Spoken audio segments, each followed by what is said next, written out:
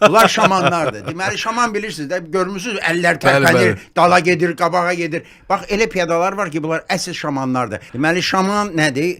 Heç cür qərar verməyən adam qabağa bir addım dala, bir addım qabağa. Bunun stili nədir? Deməli maşın gəlir, bir addım qabağa eləyir. Yazıq sürücü sükanı sola vurmaq istəyəndə bir addım dala eləyir. Sürücü deməli sükanı yenə sağa eləyəndə bir addım da qabağa eləyir. Təkərin altına düşür, dırnaq içində arzusuna çatır. Yəni ki, hər şey eləyir ki, o dünyaya getsin. Bunlardan necə qorumaq olar? Yolun ortasında, enli yoldu, yolun ortasında şaman görürsünüz. Qabağa dala, qabağa da. Bunu hardan keçmək məsləhətdir? Qabağa məsləhət deyil. Niyə? Şamanlarda bir xasiyyət var. Onlardan biraz aralı keçəndə də şaman bir addım yox, qaçıb maşının altına düşməyincə qaçır.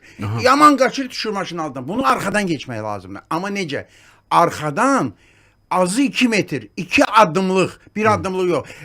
Qəribə bir şey var. İnsan bir addım qabağa atıb sonra qaça bilər.